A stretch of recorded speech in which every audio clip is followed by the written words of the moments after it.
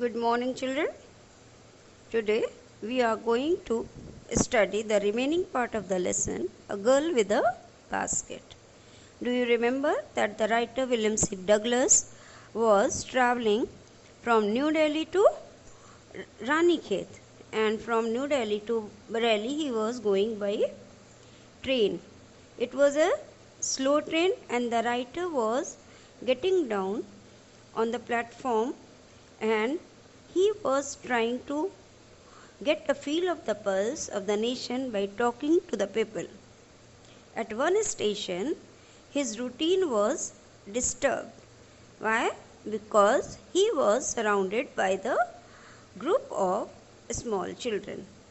In the present paragraph, the writer is describing the pitiable condition of the refugees who came to India after partition.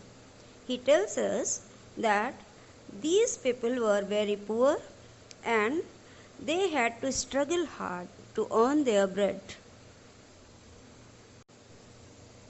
So let us start. The children selling baskets were sons and daughters of these refugees. They and their parents or relatives had gathered in the cities, setting up stalls, manufacturing simple articles, trying to make a living in markets already overcrowded. The writer is telling us that these children were selling baskets, and these were the sons and daughters of the refugees who came to India after partition. They or their parents or relatives had gathered in the cities. They means these refugee children, their parents and their relatives had gathered, had assembled in different cities of India, and they set up their small stalls. They manufactured simple articles because they were not very expert, they were not very skilled laborers. So they manufactured small articles, and by selling these articles to the people at the station, they were trying to earn their bread. But the market was already overcrowded. Means the children were trying to sell their articles to the people who were poor people and who were already struggling to earn their bread. They lived in cloth and grass sheds that lined the streets. These children did not have any cemented house. They were living in tents which they erected in the streets. The peasants among these refugees had been accustomed to little all their lives, for the annual income of an agriculture family does not exceed on an average $100 a year. The writer is telling us that the people who came from Pakistan belonged to different professions. Some of them were farmers also, and these farmers were very poor. They had to struggle even in Pakistan. So they were habitual of economizing. They were habitual of living their life with small means, because their annual income was not more than $100 a year even in their native land. The average unskilled laborer makes 30 cents a day or less than $2 a week. And the writer says that unskilled laborer, the common laborer, could not earn more than $2 a week. There is one meal a day, an onion, a piece of bread, a bowl of pulse with milk, perhaps a bit of goat cheese. And these people do not have an opportunity to enjoy two meals. They could take only one meal, and what did their meal consist of? Their meal consisted of an onion, a piece of bread, a bowl of pulse, pulse means dal, with milk, and perhaps a bit of goat cheese. No tea, no coffee, no fat, no sweets, no meat. It means they could yet only the essential things which was necessary to live. They could not enjoy other things. They could not add any other things to their meal. $100 a year is not $2 a week. The writer tells us that there are 52 weeks in a year, and an average unskilled laborer could earn less than $2. So he could not earn 100. He could earn only $100 a year, and actually it was not $2 per week. Yet even that small amount is hard to earn by selling baskets to people too poor to eat. And this small amount was difficult to earn for them because they were trying to earn this amount by selling their articles to the people who were as poor as they themselves. They do that, no doubt, is the reason these little children descended on me like locusts. I am American was doubtless the most promising market they had seen. And the writer is now telling us that undoubtedly the children had a great hope from the author because he was very handsome, smart, a foreigner, and they thought that he is a rich man and he could buy a lot of things from them. That's why they surrounded him like locusts, because they had hope to sell their articles to this man at a high price. Okay.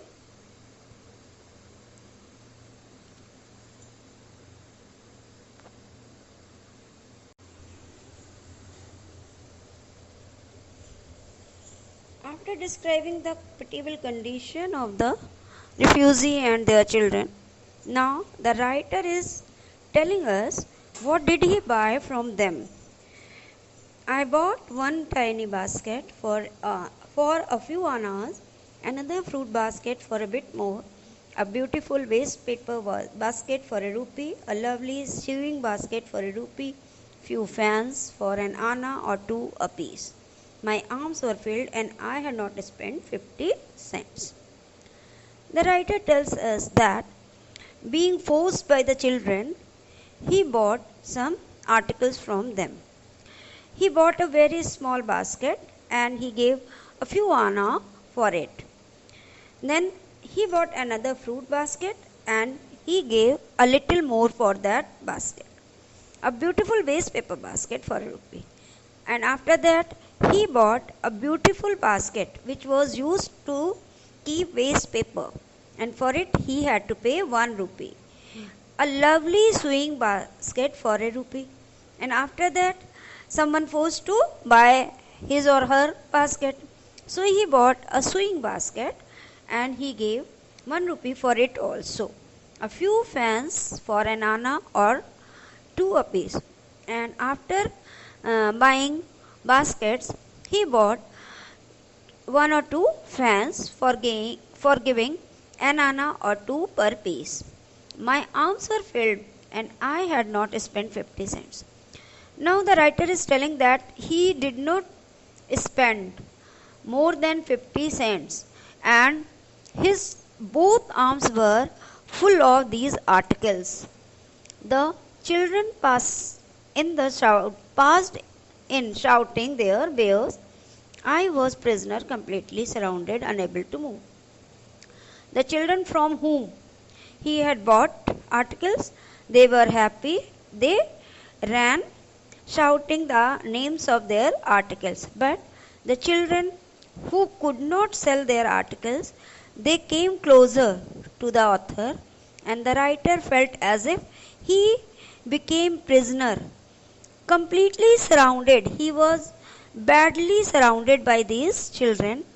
He was unable to move, and he could not even move. Means he was so closely surrounded by these children that he could not move. He could not go from there.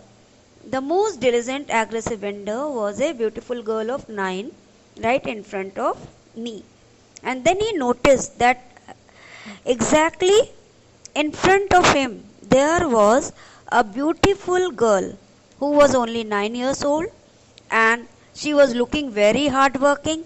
She was looking very forceful. She had a lovely basket with handle, and her basket was different from others. Why?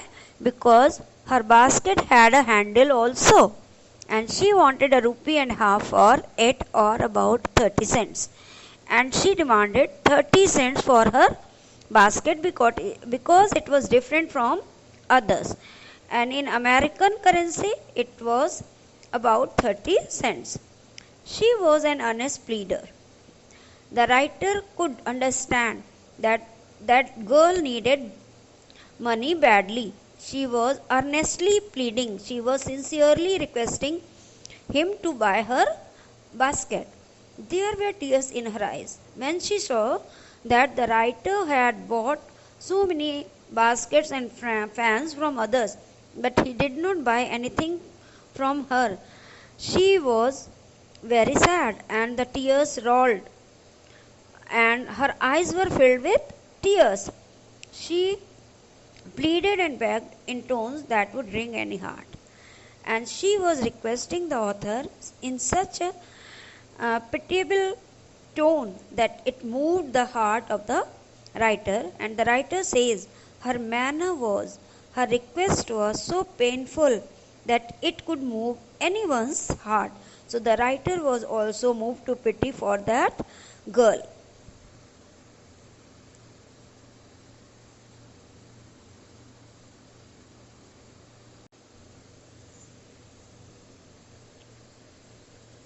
In the next paragraph, the writer is telling us why he was so much impressed by that 9 years old girl. My arms were full. I had no room, let alone any need for another basket. Balancing my baskets and fans on my left arm, I reached into my right coat pocket and got a handful of change, perhaps 15 cents in all, which I deposited in the basket that the young girl had imploringly before me. I tried to explain that I could not buy the basket but extended the gratuity as a substitute. My arms were full. The writer says that his both arms were full of the articles, baskets, and fans. I had no room. He did not have any space, let alone any need, and he did not need any more fan or basket for another basket. Balancing my baskets and fans on my left arm. But the writer was moved to pity for that girl, so he wanted to help her. He managed to catch all the fans and baskets on his left arm, and he put his hand on his right coat pocket, and he got a handful of change. He took out a handful of change. Without counting, he guessed that it must be 15 cents, and he deposited in the basket, and he put that handful of change into the basket that small girl was holding and requesting him to buy. I tried to explain that I could not buy the basket, but I extended the gratuity as a substitute. The writer tried to make her understand that now he could not buy her basket, but he wanted to help that girl, and without taking her basket, he was giving that money to her as a gift, but extended the gratuity as a substitute. So instead of buying her basket, he was giving her gift. I realized at once what offense I had given, that this child of 9, dressed in rags and on the edge of starvation, raised her chin, reached into the basket, and with all the pride and graciousness of a lady, handed the money back to me. I realized at once what offense I had given. But as soon as the writer put the money into her basket, he was surprised to see that the girl did not start smiling. She did not become happy. Instead, she became very angry, and the writer realized, he felt that he had committed some mistake. The child of 9, dressed in rags and on the edge of starvation, raised her chin, reached into the basket, and with all the pride and graciousness of a lady, handed the money back to me.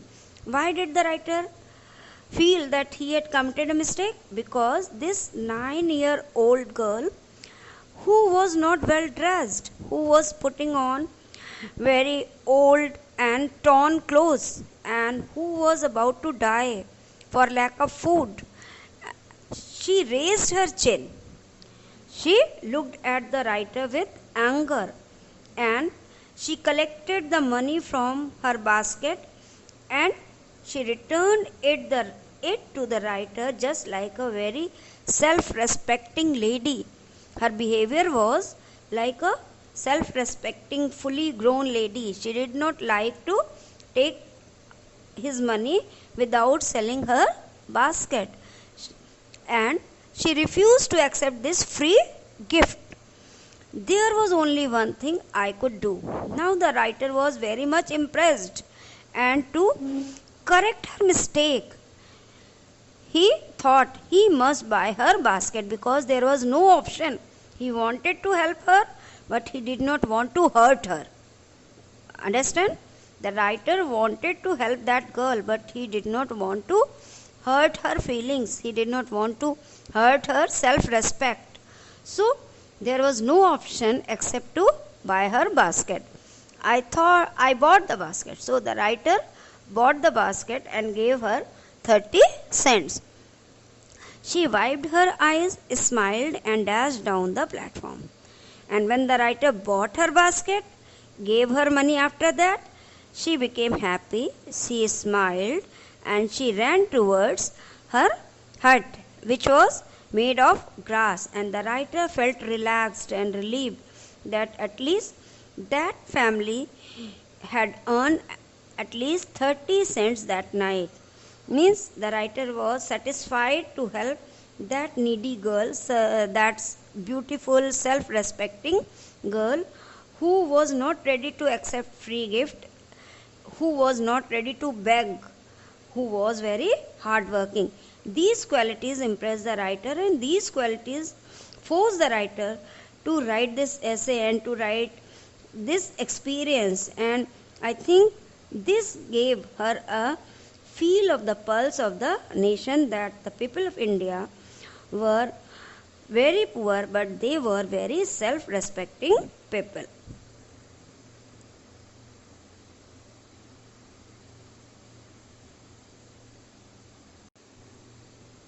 Now, in the last and concluding paragraph, the writer is telling us that he shared this experience to the Prime Minister of India at that time, Pandit Jawaharlal Nehru, and he told him why he had fallen in love with India.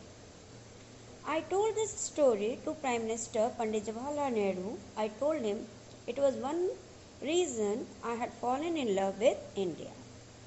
The writer is telling us that he was so much impressed by this little girl that he shared his experience to the Prime Minister of India.